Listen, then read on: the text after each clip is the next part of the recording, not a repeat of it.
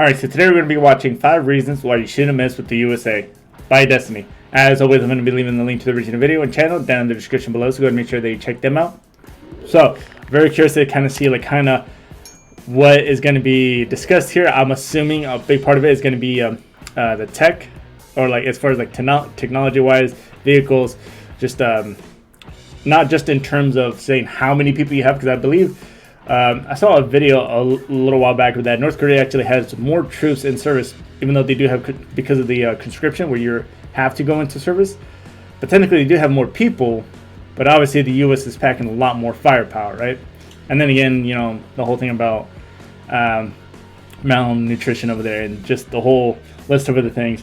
I'm very curious to kind of just see what these reasons are going to be, but I'm assuming technology is going to be at least one of them. The collapse of the Soviet Union in the early 90s left the United States as the sole superpower in the world, and it's never looked back. In all aspects of the world, the United States is indeed a superpower, especially when it comes to its military might, which is unsurpassable in its strength, technological superiority, operational capabilities, and power projection across the globe. In this video, we'll take a look at the 5 top reasons why you wouldn't want to go against the US military establishment. The United States... Also, real quick, I just forgot to mention, the US has allies, obviously, right? So I'm assuming allies are going to come into effect too. Technically, everybody is kind of in some form of alliance. So if one country would attack another, I'm pretty sure it wouldn't just be between those two countries. I mean, it would be pretty safe to assume that countries around the world, I wouldn't say World War III, but something at least smaller scale of that, I guess, right? Considering that other countries would probably have to go back their side up. Its air force is the strongest in the world, not only in the number of operational aircraft, but also in technological superiority. The country currently operates a total of over 15,000 military aircraft, combining all the branches of the military service, including the US Navy, US Army, Coast Guard, and the US Marines. As of 2017, the US Air Force alone has a fleet of over 5,300 aircraft, 406 intercontinental ballistic missiles, and 170 military satellites, greater than any other country in the world. The USA has the largest number of stealth aircraft designed to be silent killers and untrackable by the radar defense systems of most countries in the world. Some of these stealth aircraft include air superiority fighters, such as the F-22 Raptor and the F-35 Joint Strike Fighter, heavy bombers, such as the B-2 Spirit. In fact, the United States pioneered this technology in the 1980s with the introduction of the F-117 Nighthawk stealth attack aircraft. Stealth aircraft are designed to avoid detection using a variety of technologies that reduce radar reflection from ground, sea, or air-based radar antennas, thereby reducing its radar cross-section, or RCS.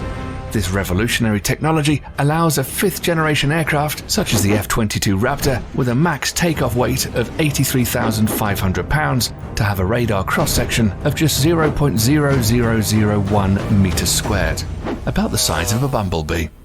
What's more insane is that the massive B-2 bomber also has the same radar. Wait, hold on. Just considering that this is the U.S. developed this in the 80s. This is something you would think, at least from seeing it, if I didn't know anything about it, right? But if I saw it right now, I would assume it would probably been early 2000s at best, as far as just how they thought about actually implementing it, how to actually create it, how to make sure that was it the radar so it doesn't appear, right? I just find it crazy that this was developed in the 80s, right? Cross-section as the F-22 Raptor. Thus, it becomes extremely difficult to track stealth aircraft. Even if the enemy spots them on their radar scopes, it's a whole other story to successfully track them and register a missile kill. The whole idea behind this technology is to break the chain in which a conventional surface-to-air missile defense system works. It's the same reason countries like China and Russia are also hard at developing their own stealth fighter, the Chengdu J-20 and the Sukhoi Su-57, respectively.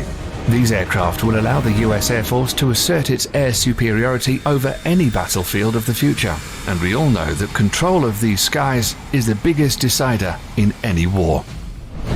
I mean, if you really think about it, right? Like whenever you see movies, not movies, well, I mean, movies too in general, right? Or you would like look up clips in YouTube about. I mean, some of my friends would show me some videos of like back in the day, Taliban just getting completely smoked, right? And every time, for the most part, you see these guys just walking along the road, right? But then all of a sudden, you see like, I don't know what kind of aircraft they're using, but they're shooting, and then like maybe 2 or 3 seconds later, rounds finally make impact, and boom, that's 6 people dead, just like that. They had no idea what was coming. They didn't even know that there was probably the aircraft there. Once you have that, if the enemy knows you're capable of that, now I also imagine the psychological fear that you could start like implementing on them, right? The next reason why any country going to war with the US military should think twice is because of the strength of the US Navy and its dominance over the world's ocean, especially the Navy's supercarriers.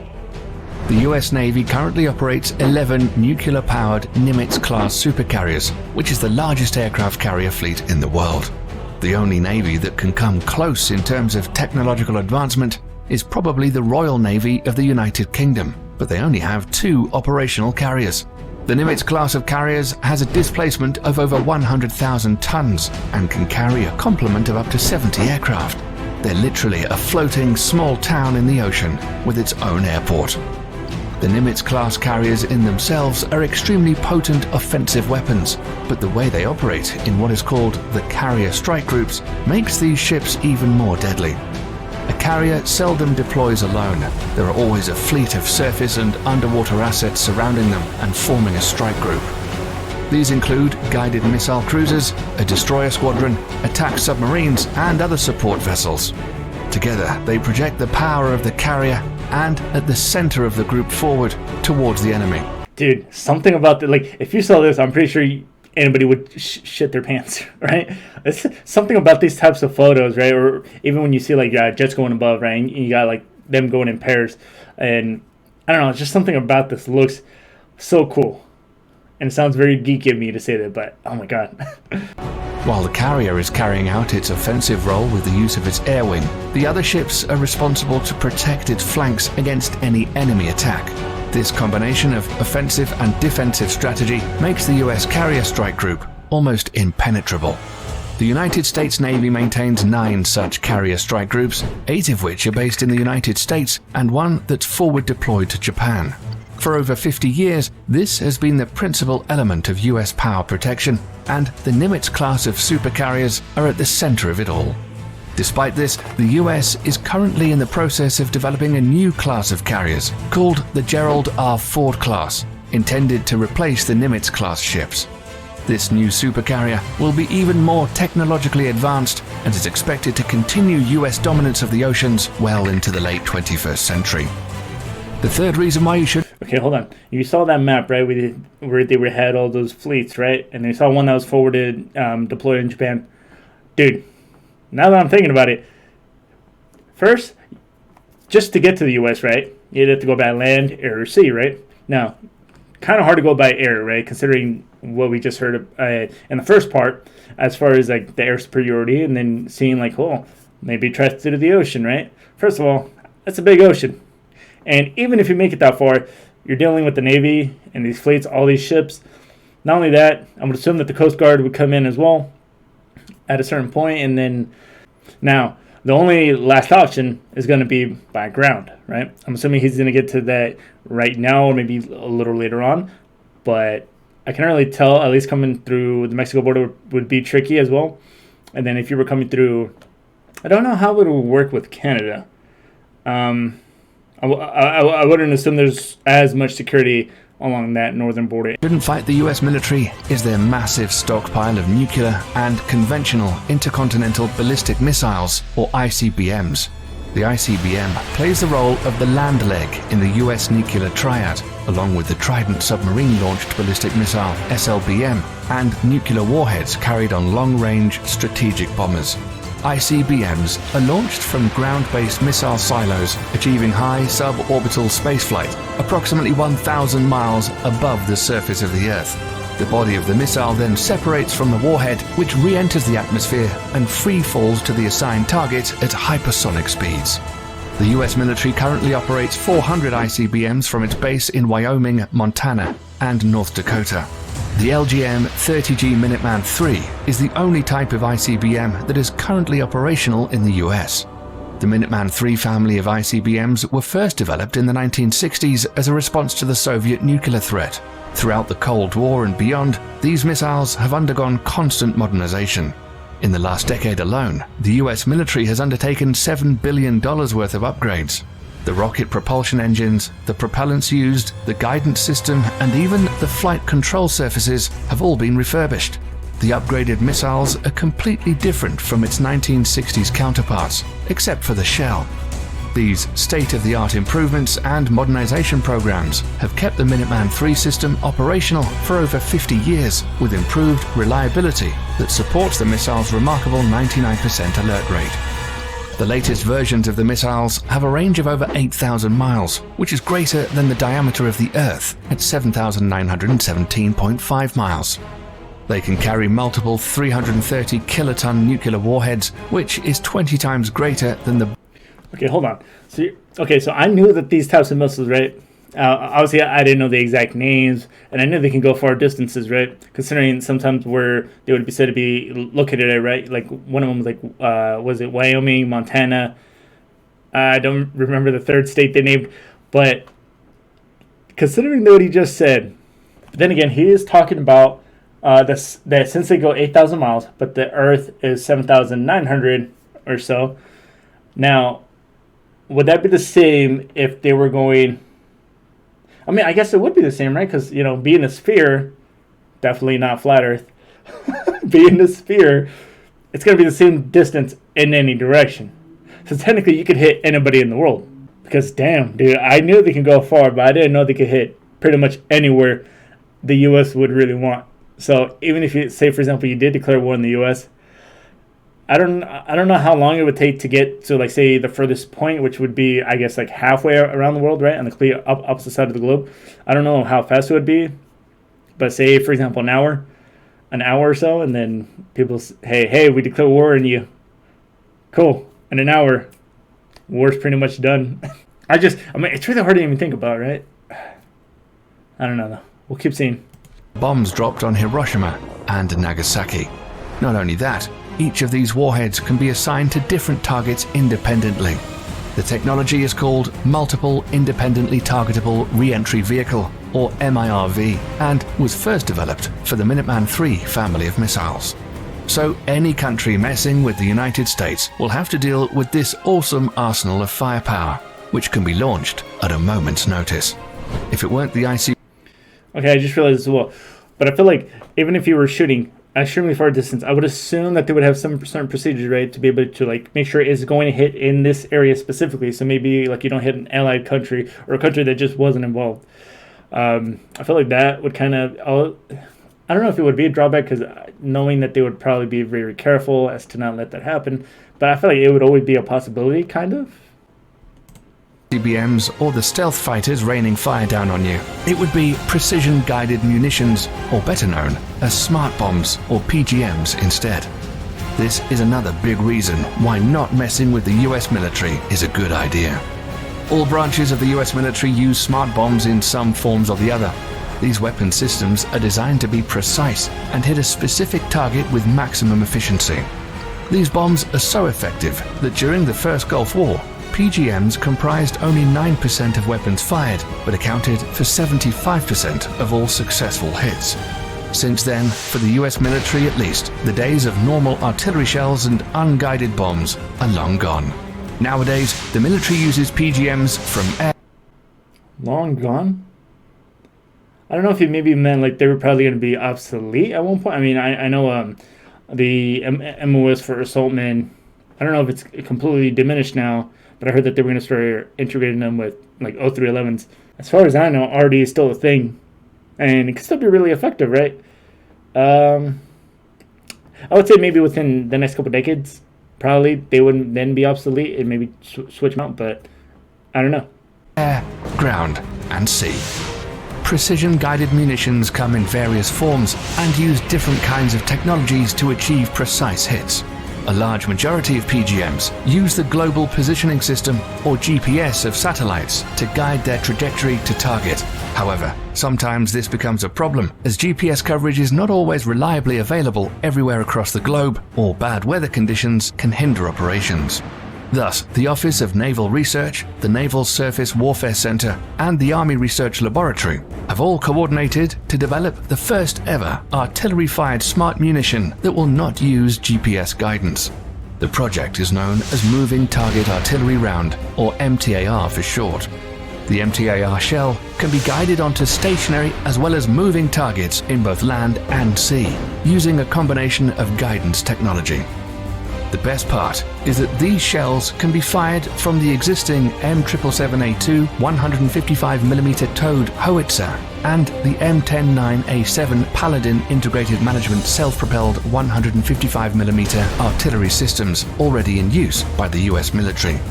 The shells will also feature an extended range of 40 to 60 miles using rocket boosters to propel them. Once finished, it will afford the US military another potent weapon system that outclasses others around the world. Okay, so I wonder, I mean, obviously they showed us some videos of Marines using mortars. Looks like the 81s. If I'm wrong, let me know. But I wonder if they would have something like that, would be handheld. I mean, obviously I would assume it'd be expensive and you would have to train the guy, the mortarman, up on it quite a bit, right, to be able to use it. Because I mean, just hearing from what mortarmen would do, right, like they're talking about like little very minor adjustments that really make a big difference, and they start calling something elevations, something this, something that, and apparently there's like a lot of math. I'm really glad I was not a mortarman. I probably would have been horrible. Also, I would hate any form of a gun drill. If they can have that at a small unit level, right, not only could they be more accurate, and it's also good because mortarmen are typically going to be working a little closer with the 11s. I mean, obviously not within that danger close area as far as where they're shooting, but they'll be in like closer to us in comparison to like arty, right? So accuracy would be very important in that case. Lastly, the fifth and final reason why you shouldn't fight the US military is drones. We're all familiar with what an unmanned aerial vehicle or drone is and what it's supposed to do. But in recent years, the usability of UAVs are steadily increasing to encompass all spheres of military operations, and the US military is the pioneering spirit behind it. At first, used only for surveillance missions, drones were quickly weaponized after the 9/11 attacks and have been extensively used by the US military in the war against terror as an offensive weapon platform. It's forecasted that over the next decades, the US is in line to purchase over 1,000 combat drones of various classifications. Some of them, like the Lockheed Martin RQ-170 Sentinel and the Boeing MQ-25 Stingray, are already in the final stages of development, and once finished, will provide the US military with state-of-the-art platforms capable of multi-role operations, ranging from attack missions to aerial refueling. Drone technology has reached such heights today that a single UAV can loiter miles above the surface of the Earth for hours, waiting for the target to show its head and sticking with impunity. This capability will allow all the services under the US military to reduce its dependency on manned platforms, thereby reducing the risks during future combat operations. These 5 weapon systems make the US military extremely dangerous for any adversary. Real quick, also, before we finish this up, there's like about a minute left. I was thinking about that too, that obviously with drones, and you notice how a lot of the things, besides the part about the Navy being the number 4, a lot of this is really being dealt with forms of explosives, right? Like the bombs, the missiles, and then also dealing just with air in general. Air superiority seems to be the biggest difference, right? That the U.S. seems to have, which I thought was already there, but I thought it seemed like I was thinking maybe it was a little more tied with the Navy, right? But it seems like the air is a lot more, by quite a bit. I could be wrong, but it's just kind of from what I'm getting and from kind of what I know.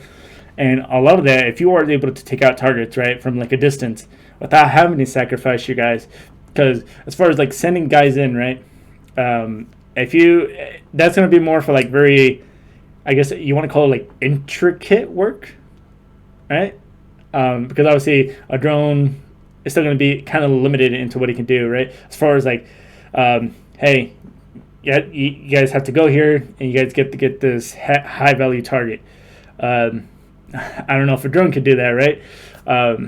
Obviously, it could locate the person for us, and then that's when guys would go in, take them, come back, right? So kind of minimizing how much time your guys are actually out there. Adversary looking to get into a conflict with them. In a conventional warfare setting, it's almost impossible to beat the US military machine. That's why modern enemies of the United States are employing more and more asymmetric warfare strategies against the mighty US military. Despite that, the US military juggernaut is hands down the most powerful military complex in the world today, and probably will be for decades to come. Alright, so let's go ahead and talk about that for a minute. Now, kind of really know it's going to be very technology based. Obviously, I feel like that's kind of a given, right? But I feel like also at times people, like I've seen in other videos, I think it was the infographic show, where it talked about how the terrain could also be something that would keep people out. Which it can. I mean, obviously surrounded by oceans on both sides, surrounded by one country being Mexico, where like the terrain is actually a lot more arduous, right? Very long distances, incredibly hot. So obviously dehydration, trying to get some guys through there would be pretty difficult. And also if you were coming in through the north, don't know how that would play out, right? Because I mean, I was thinking Canada, and I think of it like very snowy, right? So that's kind of also what I was thinking. And then as far as some of the reasons that I've heard from other videos was saying that, hey, since the U.S. was like more guns than it actually does people. And then one of the reasons was essentially, even if you were somehow to get past like all the defenses, right, and now you're going after civilians, a lot of them are still going to be very armed, right? And you're going to most likely than not, you're going to be like little militia groups. When you do go into like another country to like invade, right, you really are dealing with terrain that the people who are already there already know, right? So they know kind of like, for example, right, during the Vietnam War, technically U.S. incredibly more powerful, right? But the like Viet Cong at the time, even though they had like less people, they had some more shoddy type weapons, were able to still be able to fight back just because of the guerrilla warfare that they were kind of implementing tactic wise, but also that they just knew the land, they knew the terrain. It was a very thick jungle. So I always did think like as far as like the terrain and natural people were going to be like a big difference, or like a big just something that would be added in. But I like that this one really focused on pretty much all technology, right? Obviously missiles, drones, the smart guided ones. Yeah, but also the Navy, the fleet, and just the Air Force in general. But that's going to go ahead and do it for this video. Don't forget to like, subscribe, really does help me a lot. Hit that notification bell so you get notified every time I do upload. And hit that dislike button if you didn't like it. And leave a little comments to maybe what it was. I really do take the time to go through all the comments, and it really does help me improve the channel. Until then, I'll see you all in the next video. Bye.